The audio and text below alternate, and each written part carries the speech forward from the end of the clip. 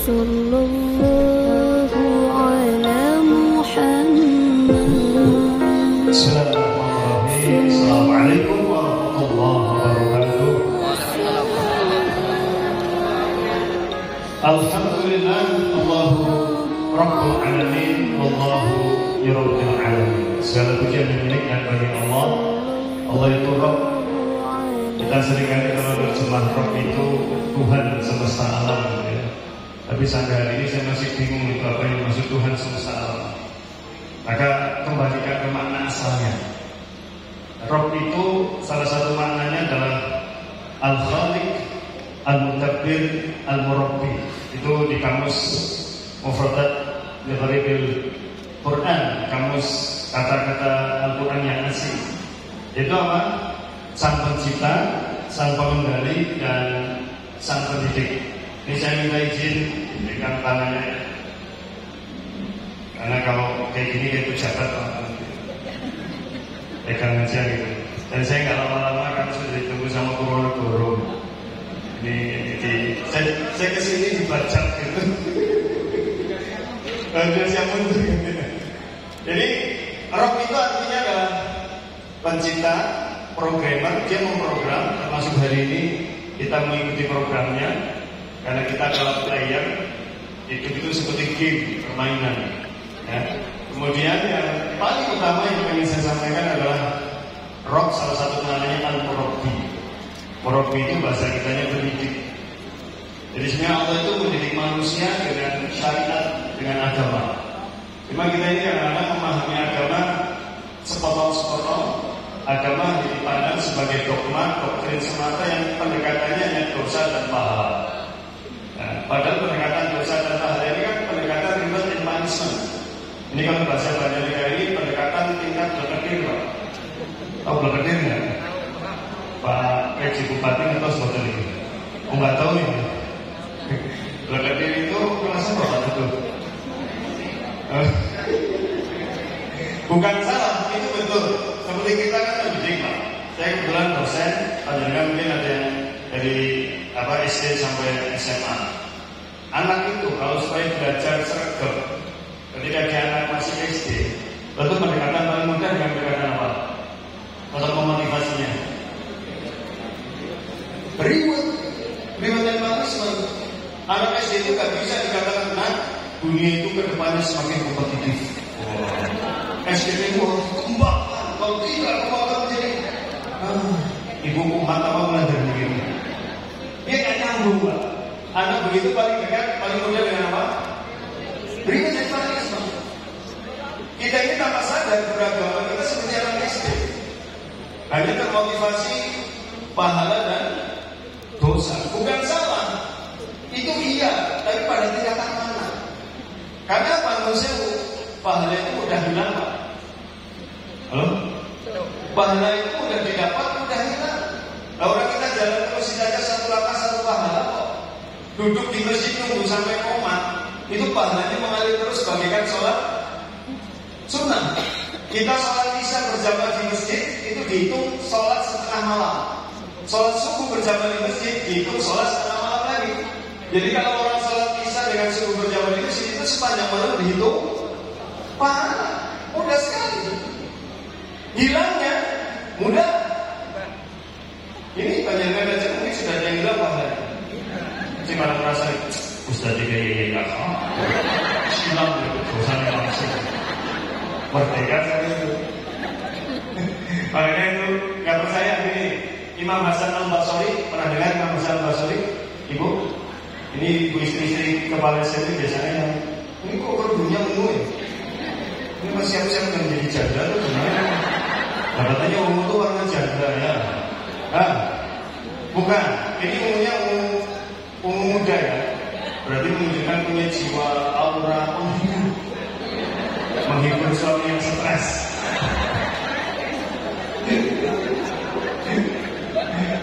Paham ini, jadi malah jadi kayak ibu-ibu ini ya. Halo? Ibu-ibu tahu Hasan Al-Basri? Benar ya?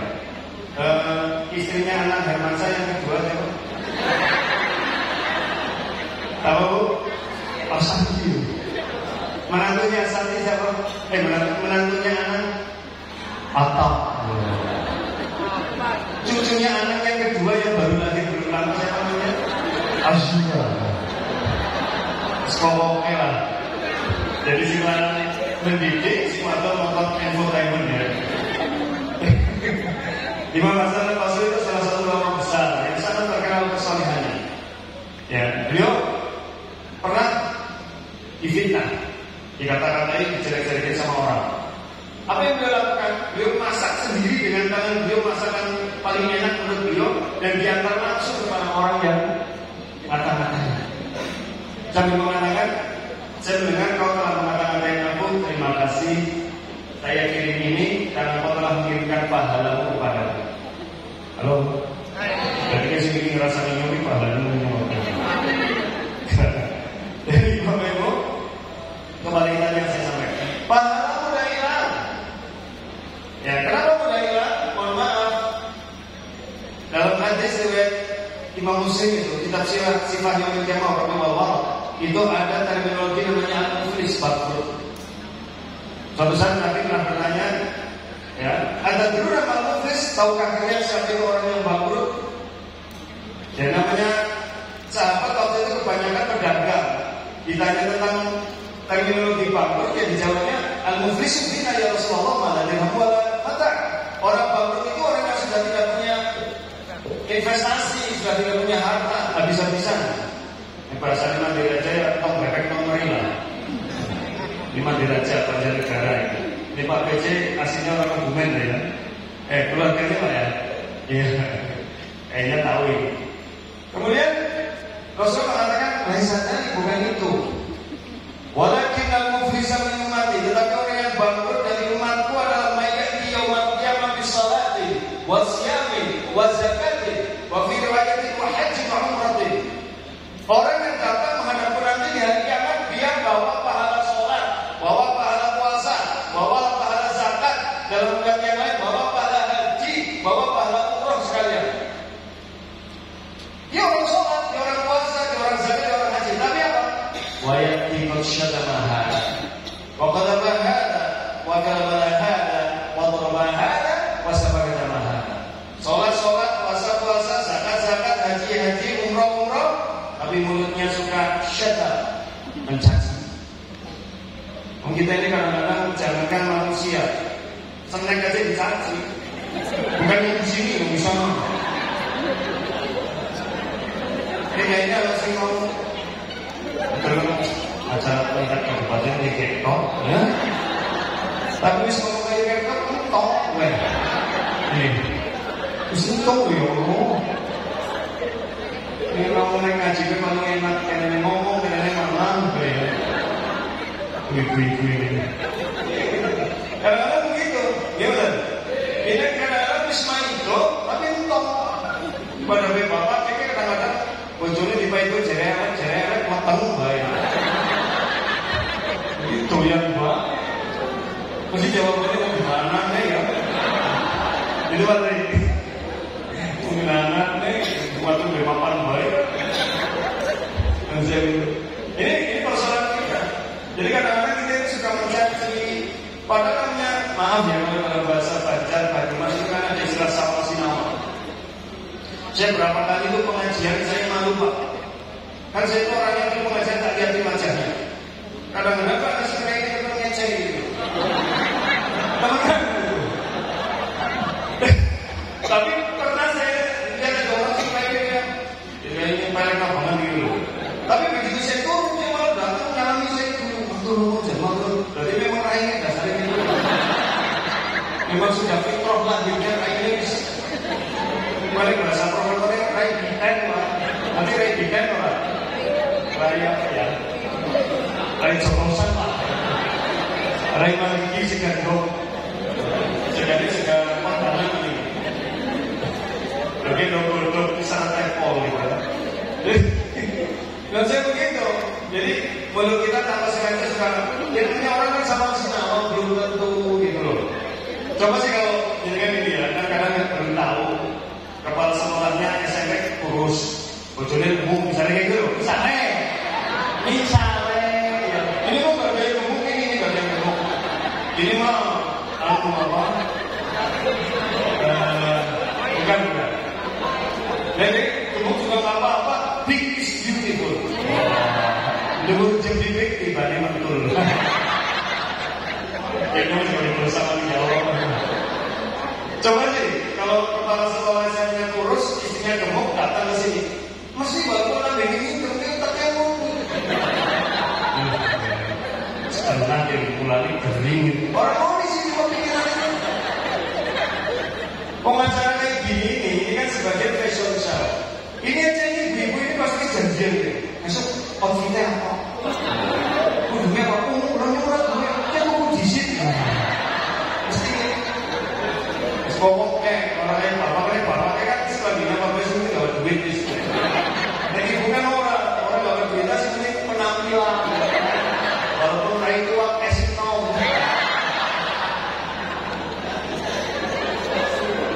Halo bro. Yang tadi dia loh. Dia mas panas kok. Dia dirasanya dia panas.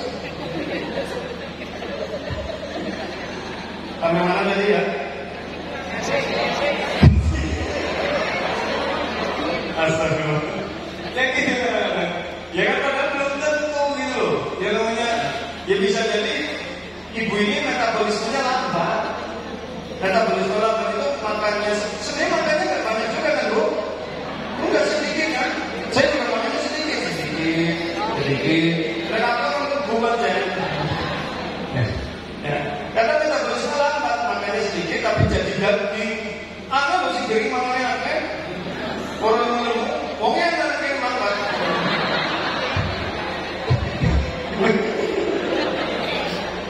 Saya nggak gitu loh bu. Tapi kalau lihat bentuk saya iya ya. Oh ini yang kurus. Istrinya mana istrinya? Oh ini. Kalau pas malam bu, benar saya nggak tahu benar. Pas itu juga bilang ke saya loh. Itu baru lepas maaf. Tapi baca bapak ini memang masalah pak.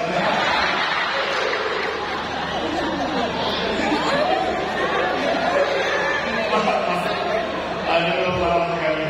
Jadi begitu Bapak Ibu. Jadi belum tentu kadang-kadang mulut kita itu apa kita saja itu sudah membuat sakit. Kali ini kan selalu kasar saja Pak. Ya langsung bercanda aja Pak. Saya kan orangnya jujur Pak. Baik, yang kedua Pak. Bapak dapat ada suka menuduh. Ya. Bahkan malah ada suka mengambil hak orang lain. Kita mungkin tanpa sadar mengambil hak orang lain ya. Kemudian apalagi wadorobah ada menyakiti fisik, wasabakat ada bahkan sampai mengalirkan darah orang lain. Apa yang terjadi? Sekalipun dia sholat, puasa, zakat, haji, umrah, fayaqtasu hada min hasanati wa hada min hasanati. Setiap kali mulutnya menyakiti orang lain, maka pahalanya dikurangi. Padahal dosa mulut kan mengikuti tren ekonomi terkini Pak. Dosa mulut itu multi level marketing. Saya sih, dengan rasanya ya ngomong orang mau dulu. Emang dulu bagi umat kita mau dulu. Ini kan downline. Punya downline ini. Jangan dikira tidak ada dosa jariah. Ada teknologi dosa jariah. Wa man sanna fil Islam sunnatan sayyi'atan falahu wisruha wa wisru man 'amila biha min ghairi an yanqusa min awzarihim syai'an. Itu hadis sahih dari Imam Muslim. Barang siapa mengajarkan, membiasakan sesuatu yang jelek, dia akan dapat dosa mengajarkannya dan dosa orang-orang yang menyebarkan dan melakukannya tanpa mengurangi dosa dia sedikit pun. Jadi langsung menetapkan. Ya gimana gak enak, mungkin coba dikit paling 5 menit. Halo? Rasanya kok kalau dengan tulisan kok masih penting, jejak digital tidak ada. Nah kalau di WA dicat, rasanya kok walaupun kita hapus itu masih bisa dibuka itu di server Google sana, di servernya WhatsApp itu masih ada, datanya itu ada semua di sana Pak. Makanya hati-hati, jangan pernah ngecat siapa, video call dengan siapa ada semua, panik semuanya. Tenang aja, jangan nggak akan mampu bayar sana gitu. Yang itu Bapak Ibu. Terus apa? Kita jangan berapa sih? Sementara kita mungkin mengambil hak orang lain begitu banyak. Ya. Berapa kali kita puji orang sampai orang kemudian termotivasi, dan berapa ucapan kita yang membuat orang kemudian menjadi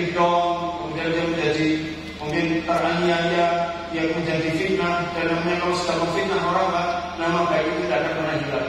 Tidak akan pernah balik lagi, susah.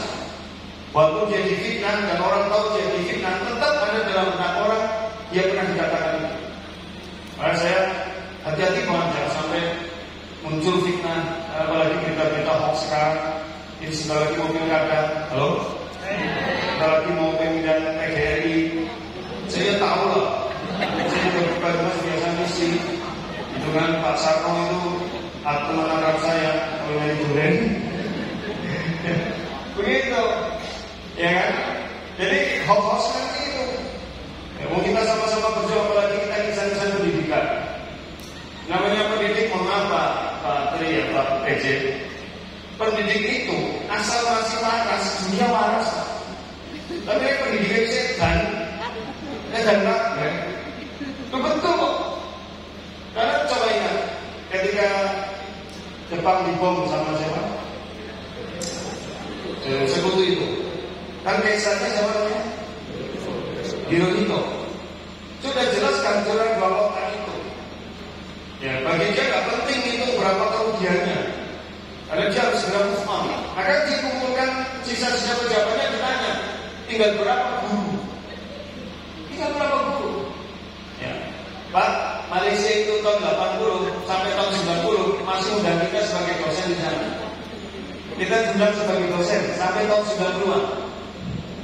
Terus apa yang terjadi? Tahun 2000 ke sini kita diundang ke sana untuk kuliah beasiswa gratis, Pak. Orang ngecek. Itu sebenarnya secara nama bangsa itu penghinaan. Kita dulu diundang di sana sebagai dosen, sekarang diundang di sana suruh belajar sama mereka gratis, Pak. Tapi kita memang mental kere.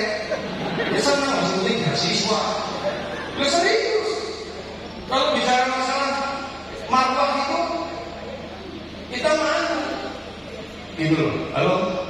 Mau kita lebih duluan kok merdeka, kita lebih duluan punya pendidik unggul. Tapi kan kita sepertinya lah itu. Jadi Bapak Ibu dan Allah, maka Allah sebagai Rabb ingin mendidik kita.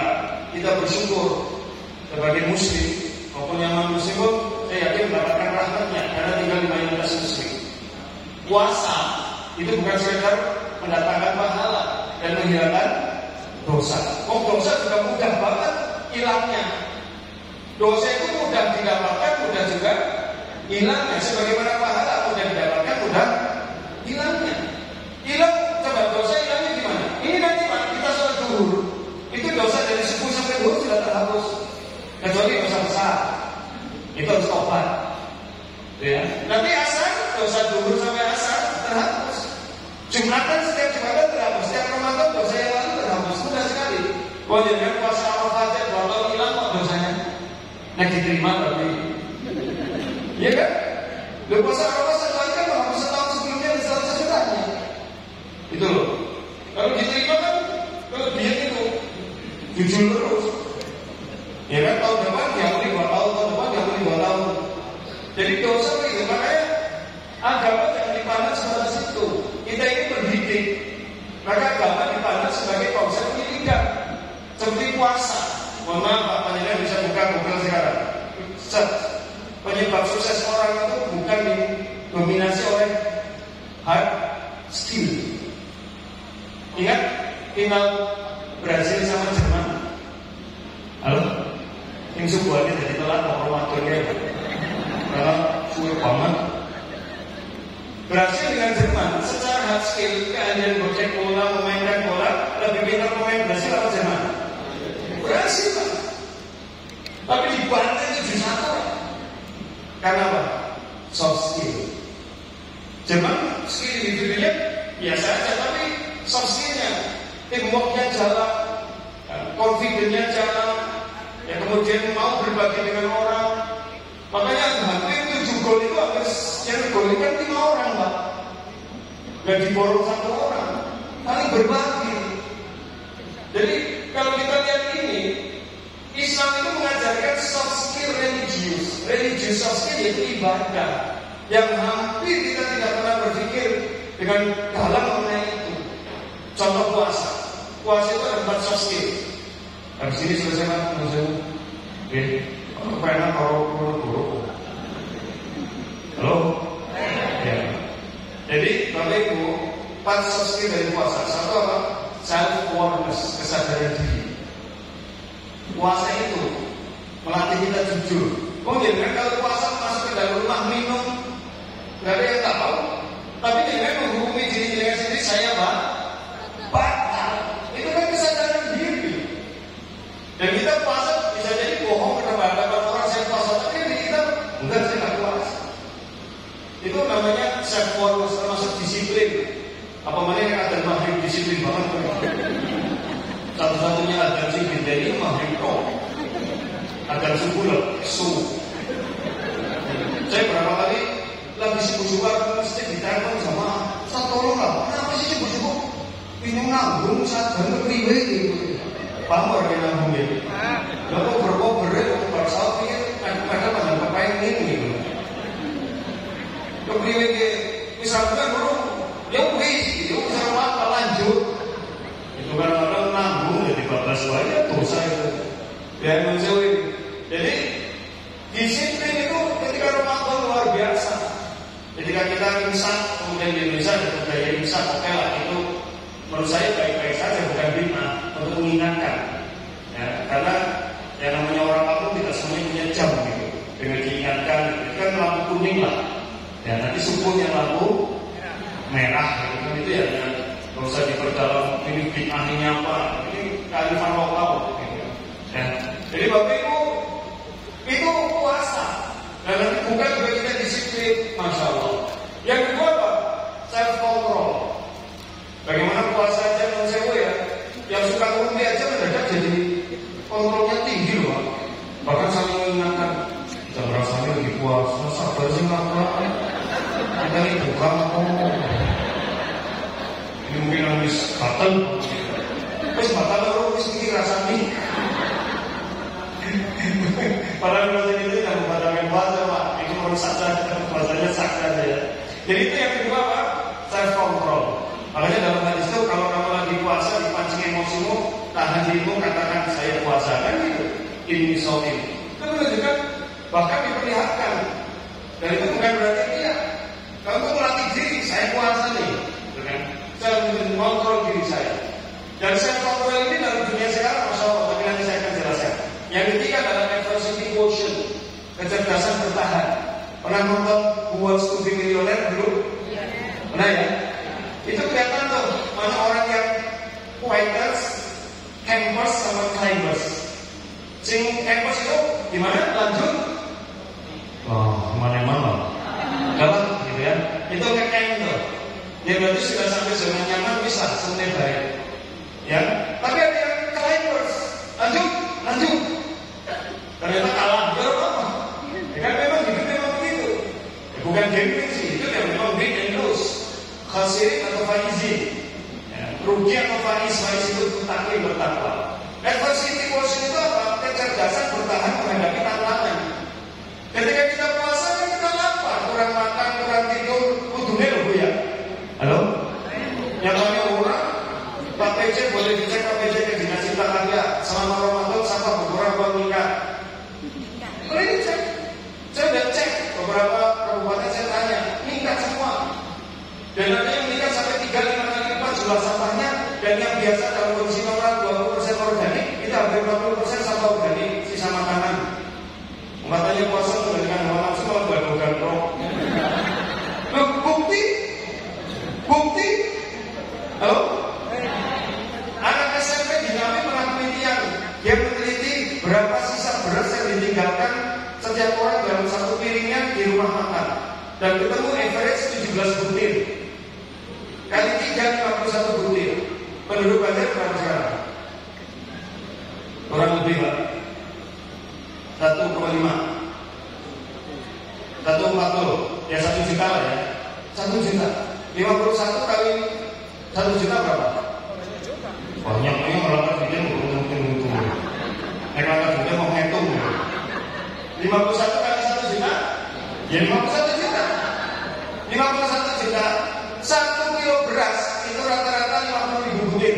Hasil survei, hasil penelitian itu 1 kilo 50.000 butir. 51 juta dibagi 50.000 berapa? Ada mungkin coba kira-kira 51 juta dibagi 50 ribu, 20 kali 51, 20 kali 51 berapa?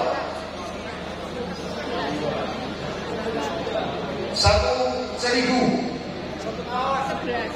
Berarti kurang lebih 1 ton beras terbuang. Dan itu bukan main-main. Kalau nggak percaya, cek di dapur-dapur rumah makan. Kalau di Purwokerto itu daerah Gor, Pak.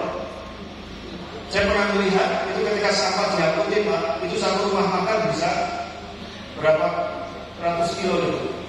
Saya pembina pesantren di Sana Muhammadiyah Cilongok. Santri kami baru 1.800, Pak. Tapi sampahnya sehari 1 ton, Pak.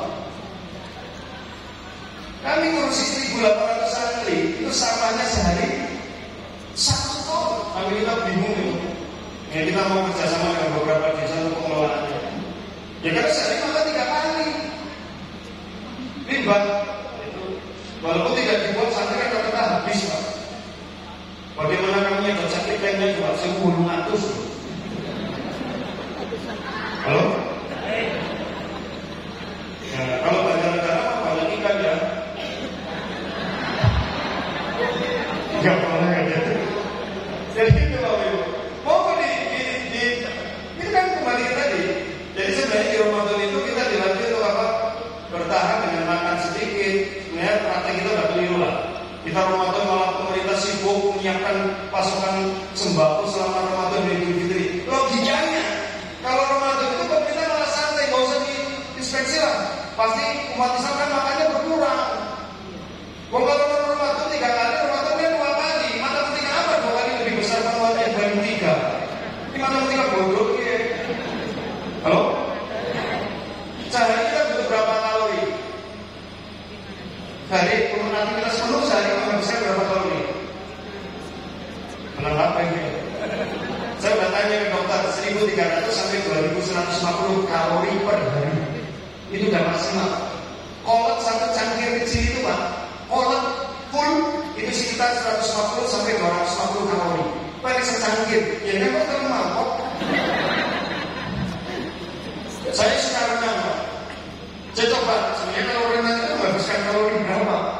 Tapi kita saya renang gaya bebas non-stop 1 jam, itu hanya membakar kalori 400 setara kolak rong cangkir.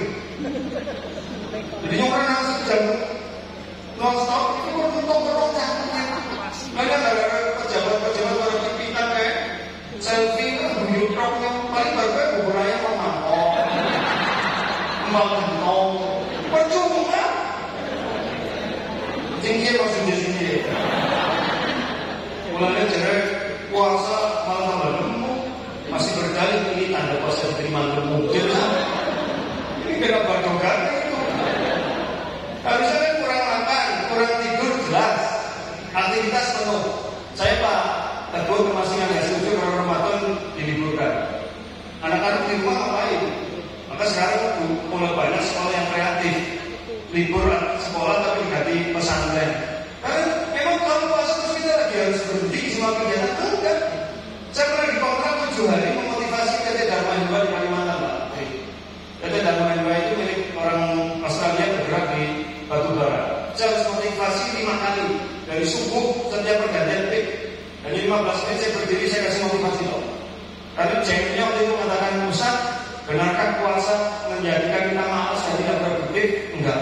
Kalau Ustaz motivasi karyawan saya, bagaimana selama Ramadan produktivitas harus meningkat. Dia bilang, oke, setuju deh. Kemerdekaan bangsa kita tahun berapa? Bulan apa? Hijriahnya? Ramadan, Pak. Jadi founding fathers negara kita itu merumuskan kemerdekaan kita ketika bulan Ramadan. Jajal ini founding fathers model kayak derek, kok baik berbeda lah. Lagi puasa mikir merdeka. Terus mikir kok kayak gini. Sih kayak betul nggak? Justru jangan merubah. Ini Ramadan singkat, produktif, adversity motion. Tapi kita rata-rata gagal apa berbeda, bubar. Saya berapa kali training dosen itu, ini langsung Ustaz, nggak apa-apa puasa gue, ngirit malah, ngirit kan orang covid di corona apa, tangan buka kok gawain nasi dosa, beres itu. Jadi dan yang terakhir apa? Social motion, kecerdasan sosial. Karena orang tua saya itu merasakan lapar. Kita berpikir kita itu lapar itu nggak enak, padahal sudah jelas bukannya maghrib, ya kan? Sudah jelas bukannya maghrib dan menu bukannya sudah jelas apa. Apalagi mama ini sisok gaya, awal rumah itu sudah ngeset menu buka dan saus sama Ramadan. Padahal tukang masak di orang. Di situ lengkap itu ada appetizer, main course, and dessert. Appetizer-nya kolak, ya kan? Apa mending gabut, gabut pelan-pelan mendoan daging. Main course-nya banyak kupat, macam-macam segar, dessert-nya lah apa gue? Gedang goreng. Oh, kenapa juga jamuran? Ini Bapak Ibu yang Allah, kita sudah jelas bukannya apa. Nah, ibu-ibu ini saya lihat kayaknya nggak suka masak ini. Ini kayaknya keluarga perlu kehangatan. Tunggu matang, tinggal tunggu matang. Kalau ini si malang bagiannya kentang terus. Kalau ini itu rata-rata mau malang keras 10. Boleh dicek di rumah sakit penderita itu gimana laki-laki atau perempuan? Laki-laki, kenapa? Laki. Biasanya bapak-bapak semakin di sini, ibunya di orang. Di bapak di sini lah, yang tadi sudah ada matang. Bojone kan harus nanya, sekarang segera tinggal, membuat tinggal, jangan kacang tinggal, kolesterol kok. Singaranya belum banget. Boleh dicek penderita seluruh rata-rata laki-laki kenapa? Dan kata dokter gitu, 20%-nya penyebabnya makanan dan 80%-nya pikiran. Halo? Tapi orangnya belum baik. Kenapa sih belum? Nyuruh bapak mati di sini. Dan surga kamu tidak dari. Mau mana kan rasional, kalau yang mau matur, mau matur ini saya pak. Apa yang ingin surga kamu dari situ pulang. Masa dunia bisa apa surga mau mandi? Ya Allah, pasal tepuk tangan pak. Aku jadi ini kan jalan lagi. Jadi tepuk tangan dan mata ladung masalah. Loh saya bilang ditanya bingung, Ustaz, nanti bisakah saya bersama keluarga ketemu di surga? Bisakah saya ketemu anak-anak saya di surga? Bisakah saya ketemu suami saya di surga? Yang sampaikan saya, terus sampai siapa? Telepon bodohmu dewek ini. Bodohmu tidak ada ketemu omani yang surga. Wah bebek, wah. Terus kamu ikutlah penderitaanmu, Ustaz. Aku yang disiksa di dunia mau ditambah di akhirat. Bisa itu. Oke Pak? Iya, jawab sih jujur. Jadi kan yang surga pengen ketemu bojone mana apa bidadari? Dengerin bro. Bagian surga ketemu bidadari bro, ini bodoh banget aja.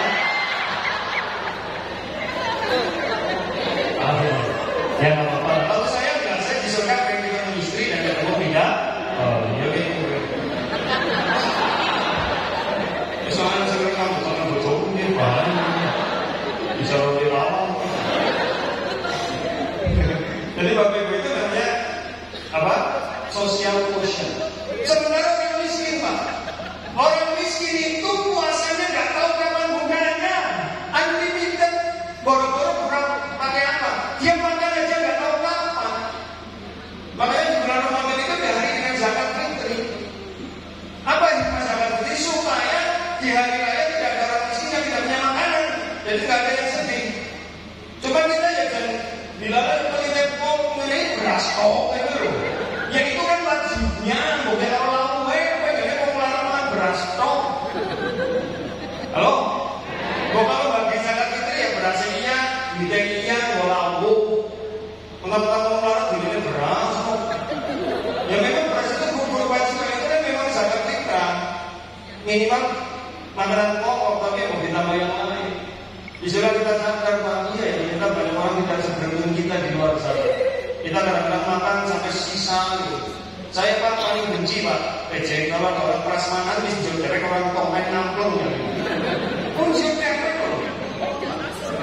Ya, jodoh orang.